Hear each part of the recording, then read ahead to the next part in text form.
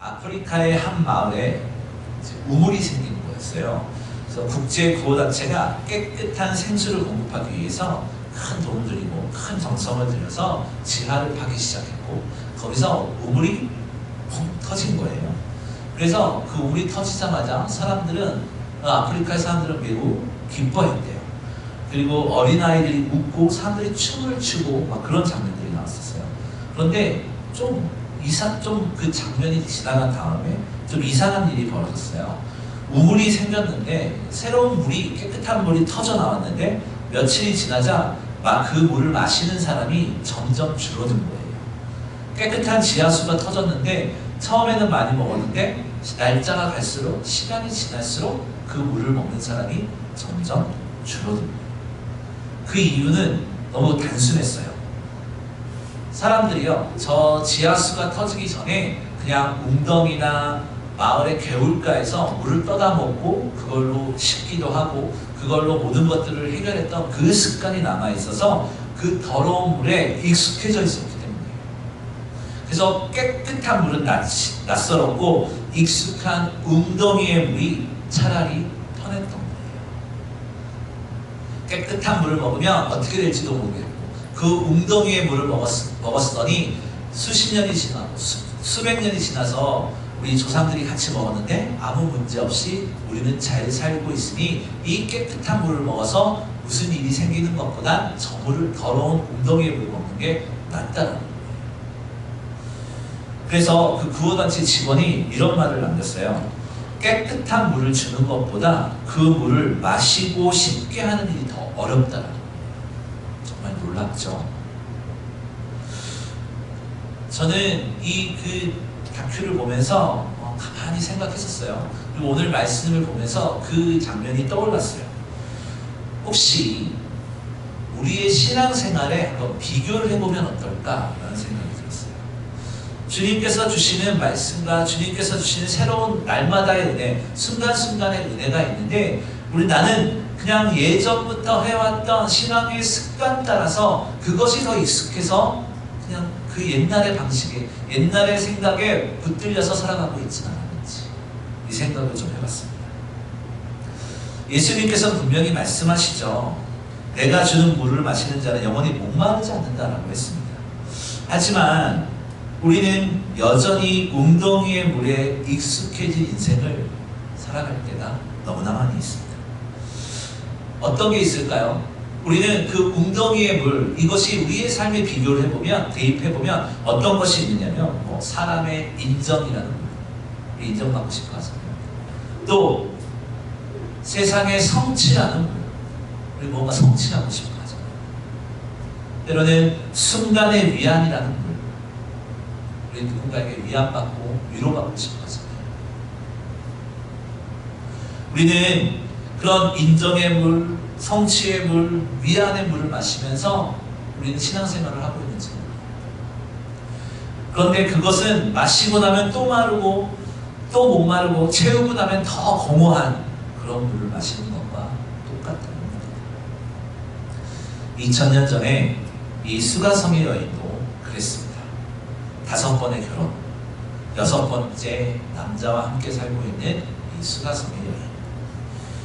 이 여인은 계속해서 세상의 웅덩이를 통해서 채우고 살았습니다. 남자를 통해서, 세상의 것들을 통해서 자신의 마음을 채워가며 살았던 것이 이 수가성의 여인이었습니다. 그런데 그런 이 여인에게 예수님이 찾아오셔서 말씀하세요. 내가 주는 물을 마시는 자는 영원히 목마르지 아니하리니 내가 주는 물을 그 속에서 영생하도록 솟아나는 샘물이 되리라. 아멘. 그 말씀이십니다. 여러분, 오늘 우리도 이 말씀을 듣고 있어요. 읽고 들어서 듣고 있습니다.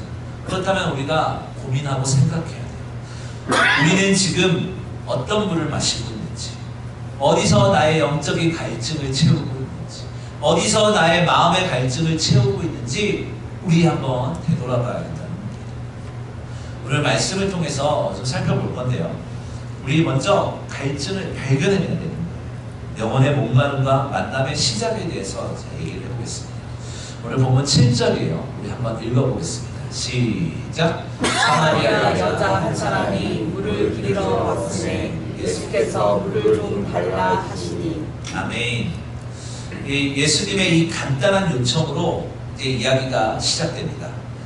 이 대화는 사실 한 영혼의 깊은 갈증을 향한 하나님의 부르심이에요. 성경에서 말하는 갈증은 그냥 육체적 목마름을 넘어서 꼭 육체적 목마름만을 이야기하는 것이 아니죠. 그 육체적 목마름을 넘어서 생명의 근원을 간절히 찾는 영혼의 상태를 의미하는 거예요. 출애굽기에서도 이스라엘 백성들이 광야 생활 가운데 목마름 때문에 고생했잖아요. 그것은 그 육체적 목마름을 해결하는 그걸 넘어서 너희의 생명을 붙들고 있는 분은 하나님밖에 없습니다라는 것을 알려주는 거예요. 오늘 우리의 삶 가운데서도 우리의 마음을 고치시고 우리의 마음을 채우실 수 있는 분은 오직 하나님 한 분밖에 없음을 우리가 기억해야 돼요. 오늘 본문에 이 여인은 사람들의 시선을 피해서 가장 뜨거운 정오에 홀로 우물가로 나오게 된 것이죠. 이 여인은 5번의 결혼의 실패와 현재 불안정한 동거 생활, 그런 생활로 인해서 사회적으로 고립된 사람이었어요. 사람들의 수군거림과 상처를 피해서 늘 동네에서 혼자였던 사람입니다. 사람들은 그 여인이 지나갈 때마다 손가락질했을 거예요. 도대체 남자를 몇 명이나 갈아치우는 거야.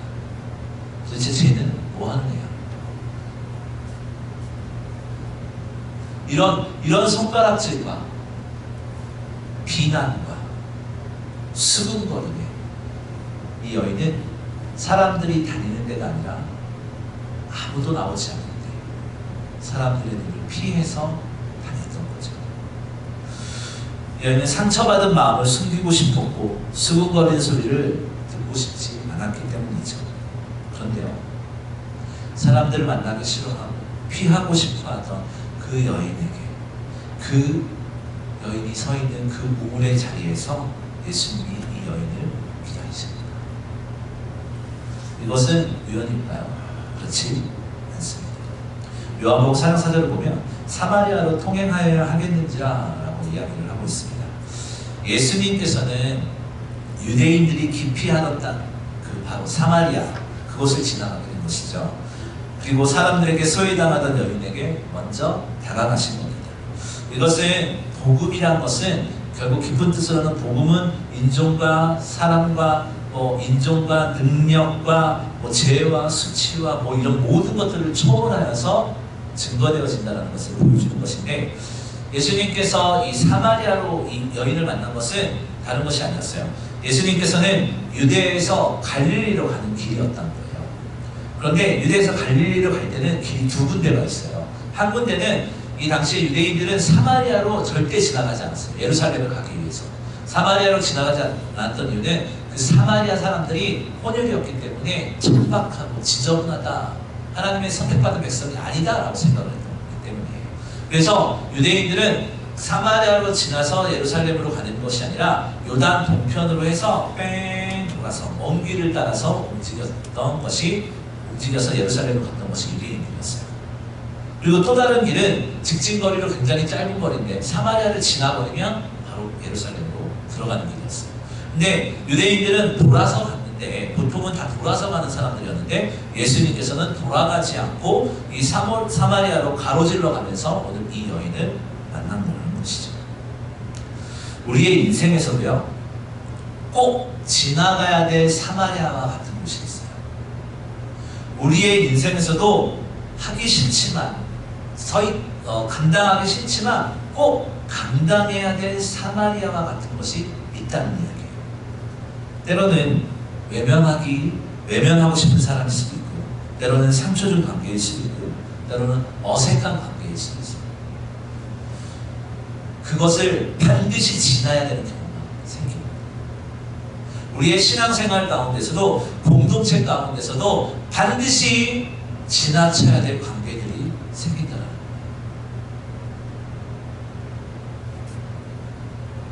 그런데요, 여러분, 우리가 외면하고 싶은 그 자리에서 하나님께서 우리에게 사랑을 주십니다. 아멘. 내가 불편하고 어려운 그 자리에서 하나님께서는 사랑을 주신다. 예수님께서는 사마리아를 통과하심으로써 새로운 구원의 이야기를 만드셨습니다. 오늘 우리의 인생의 사마리아 그 한복판에서 하나님께서는 우리의 인생의 이야기를 만드실 것이고 예수 그리스도의 스토리를 우리 삶 가운데 재현해내실 거예요. 그 놀라운 은혜를 만들어내실 거예요. 즉 우리의 하루하루의 삶 가운데에서 우리는 인생의 하루하루의 사마리아에서 하루 순간순간의 사마리아에서 우리의 사명을 늘 깨우치고 깨닫고 하나님의 말씀을 가까이 해야 한다는 것을 말씀드립니다. 통계청 자료에 따르면요 2023년 한 해 동안 고독사로 발견된 사람이 3,661명이었대요.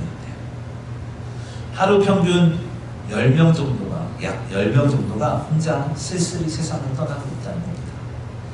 이것이 무엇이겠습니까? 이 시대에 우리에게 보여주는 진정한 갈증의 모습입니다. 여러분 진정한 갈증은요 진정한 삶의 갈증은 다른 것이 아니에요. 우리는 우리 삶의 갈증 이야기 도대체 무슨 이야기입니까? 라고 하겠지만 생각을 해보세요.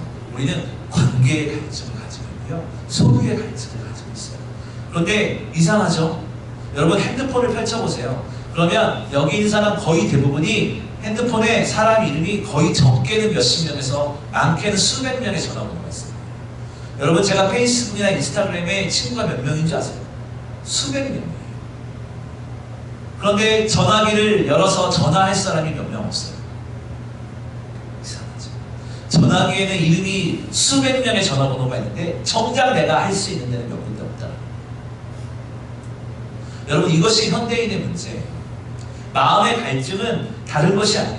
그런 나의 관계에서 무언가 소유해서 찾으려고 하면 갈증은 더욱 계속될 수밖에 없다는 거예요. 모든 것이 관계와 또 쌍방한 네트워크를 통해서 전화기를 통해서 연결된 시대라고 하지만 정작 마음을 나눌 사람은 없고 또 세상의 성공의 사닥다리를 오르느라 바쁘고 정작 우리의 마음은 더 메말라갈 때가 있지 않습니까?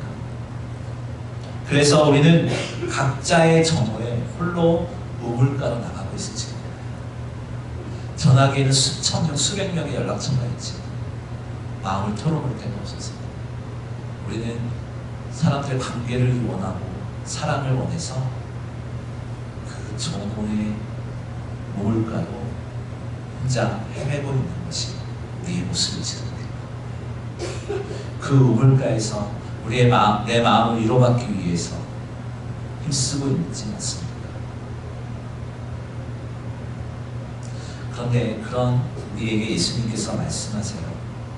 뭐라고 하냐면 우리 한번 읽어보겠습니다. 시작. 내가 주는 물을 마시는 자는 영원히 목마르지 아니하리니 내가 주는 물은 그 속에서 영생하도록 솟아나는 샘물이 되리라. 아멘. 내가 주는 물을 마시는 자는 영원히 목마르지 않는다. 주님께서 주시는 것이 주님께서 주시는 물은 살아있는 물이라는 뜻이에요. 이것은 아까 서두에서 봤던 웅덩이에 고여 썩은 물이 아닙니다. 샘에서 솟아나는 생명력 넘치는 물을 이야기합니다. 더 중요한 것은 주님께서 주시는 생명수는 외부에서 계속해서 채워 넣어야 되는 것이 아니라 내면에서 스스로 솟아나는 생명을 이야기합니다. 주님께서 주시는 것은 무언가 관계를 통해서 무언가 소유를 통해서 계속해서 채워야 되는 것이 아니라 우리의 마음 가운데서 주시는 샘솟듯 나오는 기쁨이 바로 주님께서 주시는 기쁨이고 생명입니다. 사람은 누구나 영혼의 갈증을 가지고 있어요. 인정받고 싶어 하고요. 사랑받고 싶어 하고요. 의미 있는 삶을 살아가고 싶어 합니다. 이것은 하나님이 우리를 창조하실 때 심어주신 거룩한 갈망이에요. 근데 문제는 세상이 그 갈망을 채우지 못한다는 데 있는 겁니다. 물질과 쾌락과 인간관계는 일시적인 만족만 줄 뿐 결국 더 큰 공허를 만들게 되죠. 그래서 예수님께서는 그 갈증을 영원히 해결해 주신다는 거예요. 그분은 단지 물 한 모금이 아니라 우리 안에 샘물이 되어주시는 분이시다는 겁니다. 세상이 주는 물은요, 단순히 위기를 넘기는 일시적인 것에 불과해요. 여러분, 아무리 맛있는 음식도 그것을 먹고서 배가 부르면 더 이상 먹고 싶지가 않아져요. 끊임없이 먹지 않잖아요. 음식이 주는 그 쾌락은 거기까지입니다. 배부를 때까지. 여러분, 관계는 어떻습니까? 아무리 친한 관계도 24시간 좋을 수 없어요. 네, 저의 가족이라고 해도 24시간 좋을 수 없어요. 좋을 때도 있고 싫을 때도 있죠. 여러분들의 자식이라고 해서, 자녀라고 해서 24시간 사랑스럽습니까? 아니에요. 여러분의 배우자들, 남편과 아내들 보고만 있어도 좋으시겠지만 늘 24시간 그러진 않잖아요. 때로는 단점도 보이고, 때로는 미운 점도 보이고, 때로는 그 사람의 말 한마디가 나에게 상처가 될 때도 있고, 우리 그러지 않습니다. 세상이 주는 것들은, 세상에 속한 것들은 유통기간이 있다는 거예요. 그런데 주님께서 주시는 것은 그렇지 않다는 겁니다. 이 놀라운 생명이 되는, 영원한 마르지 않는 샘물이 되시는 예수 그리스도의 그 놀라운 약속을 받은 이 여인의 반응을 어떤지 좀 말씀을 통해서 볼 텐데, 오늘 보면 16절 한번 읽어보겠습니다. 시작. 이르시되 가서 내 남편을 불러오라. 아멘. 네, 내 남편을 불러오래요. 순간 어땠을까요? 이 여인은 이 자신의 과거를 밝히기가 싫어서 사람들이 아무도 다니지 않는 그 한낮에 물을 뜨러 다니고 돌아다니고 그랬었는데, 예수님께서 이 여인에게 예수님께서는 그 여인이 가장 숨기고 싶은 부분, 가장 아픈 상처를 건드리신 거예요. 이것을 남에게 말한다는 것은 너무나 고통스럽고 힘들었을 겁니다. 하지만 예수님께서는 이 여인을 골탕 먹이거나 징계를 하거나 손가락질하기 위해서 네 남편을 불러와라 라고 한 것이 아니죠. 예수님의 의도가 있다는 거예요.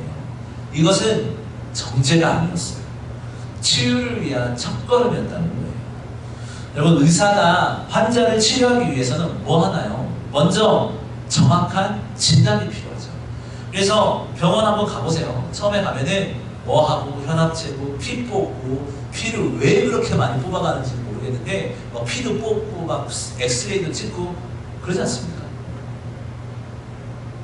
정확한 진단이 있어야, 정확한 진단을 위해서 뭐가 필요하나요? 정확한 치료를 위해서는 정확한 진단이 필요하다는 것이죠. 아픈 곳을 숨기면요, 치유받을 수가 없어요. 예수님은 이 여인의 상처를 드러내심으로써 진정한 치유의 길을 열어주고 계시는 겁니다. 이 여인은 예수님을 진정한 선지자로 인식하기 시작해요. 그리고 자신의 민감한 문제 때문에 네 남편을 데려오라 라는 문제 때문에 이제 회피하기 시작합니다. 그래서 종교적 그 문제를 이야기를 해요. 그래서 이 화제를 돌리는데 20절에 20절에 이런 이야기를 하고 있습니다. 우리 조상들은 이 산에서 예배하였는데 당신들의 맡은 예배할 곳이 예루살렘에 있다 하더이다, 이렇게 이야기를 해요. 이게 무엇이냐면, 종교적인 논쟁이지만 유대인들은 예루살렘에서 예배를 했고 사마리아인들은 그리신산에서 예배를 드렸거든요. 그래서 서로가 비난을 하고 이렇게 겹치지 않는 상황이었어요. 그래서 이 여인이 예수님께 물어보는 거예요. 당신은 예루살렘에서 예배하십니까? 그리신산에서 예배하십니까? 그런데 이 여인은 단순히 그냥 말꼬리를 돌리는 것 뿐이었어요.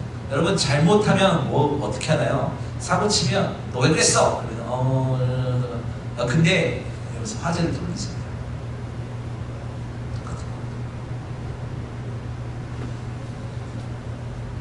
우리는 때로 마음의 상처나 죄를 다루기보다 형식적 종교 문제로 회피할 때가 있다. 우리는 예배 가운데, 우리의 삶 가운데 우리의 마음을 통해서, 말씀을 통해서 우리의 마음을 드러내고 우리가 더욱더 하나님 앞에 순종함으로 하나님의 뜻에 기쁘게 살기를 원해야 되는데, 어쩌면 우리가 그 과정 같은 게 너무나 힘들어서 그냥 종교적인 주일만 성도인 사람으로 돌아가고 있는 것입니다. 와이파이 여러분 어디 가면 뭐 하세요? 저도 핸드폰을 계속 다니면서 어디 카페나 이렇게 들어가면 와이파이를 잡아요, 핸드폰으로. 근데 어느 날 갔는데 제가 정신이 없었는지 막 근데 핸드폰이 잘 안 터지는 거예요. 왜 안 터지지? 그랬더니 이제 정원한테 이렇게 물어봤더니 와이파이를 번호를 알려주는 거예요. 와이파이 여러분 접속하셨어요? 생각해보니까 제가 와이파이를 접속을 안 했더라고요. 그러면서 핸드폰이 안 된다고, 인터넷이 안 된다고 그랬더라고요.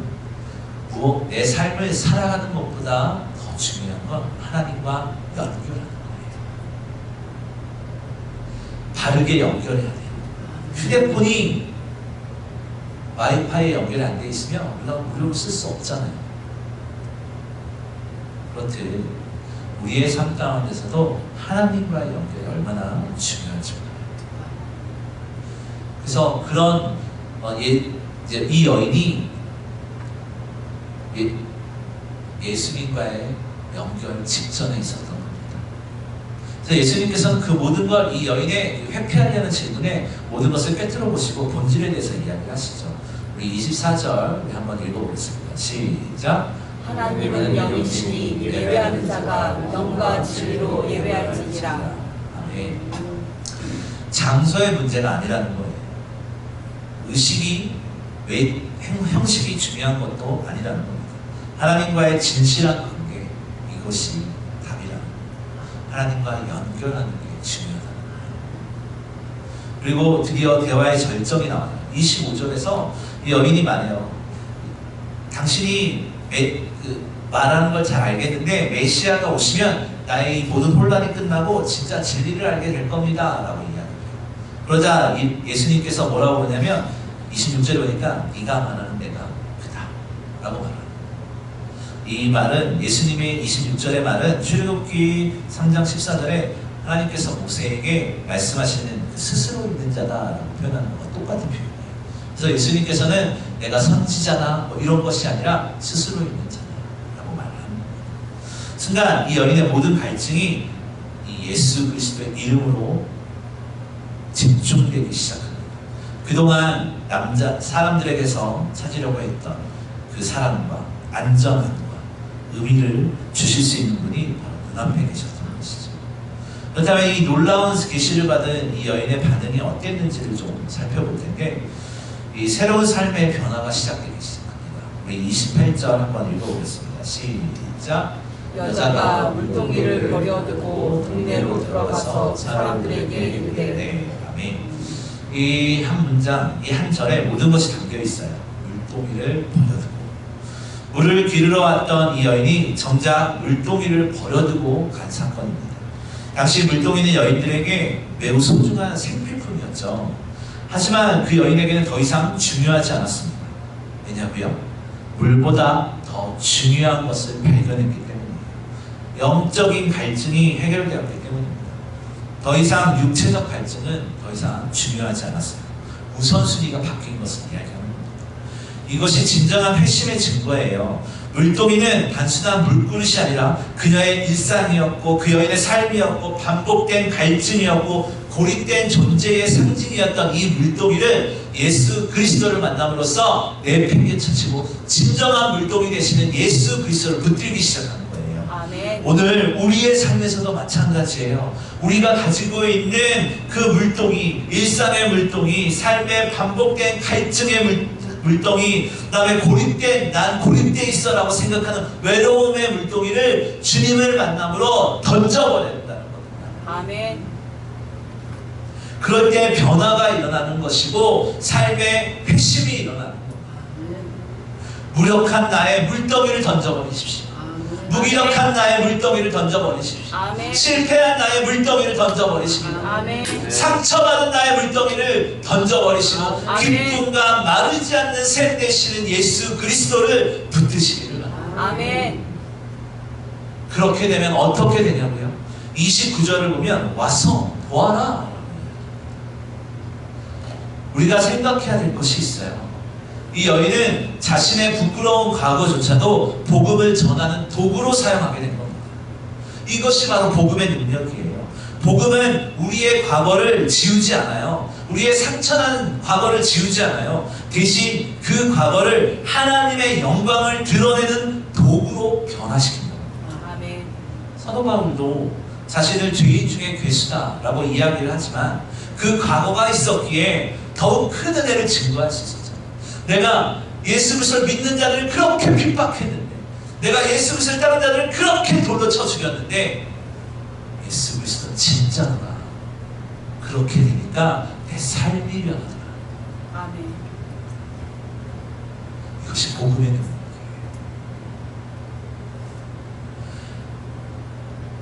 오늘 본문의 이 여인도 그 예수 그리스도를 혼자만 아는 것이 아니라, 혼자만 독차지한 것이 아니라 온 사람들이 사람들이 직접 예수님을 만나도록 인도한 것을 오늘 본문을 볼 수 있습니다. 진정한 전도는요, 강요가 아니에요. 자신이 경험한 기쁨과 변화를 나누며 다른 사람들도 같은 경험할 수 있도록 예수님께로 인도하는 겁니다. 그 결과가 어땠냐면 30절을 보면 그들이 동네에서 나와서 예수께로 오더라 라고 이야기하죠. 한 사람의 변화가 온 동네를 움직이는 겁니다. 한 여인의 새로운 시작이 공동체 전체의 부흥으로 이루어지는 겁니다. 이 여인으로부터 복음의 문이 열린 겁니다. 그 마음에. 오늘 우리의 삶 가운데, 우리의 가정 가운데 복음의 문이 어디서 시작돼야 됩니까? 바로 나부터. 우리의 공동체의 복음의 시작이 누구부터 시작해야 되나요? 나부터. 목사님부터, 집사님부터, 권사님부터, 장로님부터. 아니요, 나부터예요. 나부터. 아멘. 우리의 가정이, 우리의 공동체가 하나님 기뻐하시는 모임으로 바뀌려면 나부터. 너부터가 아니라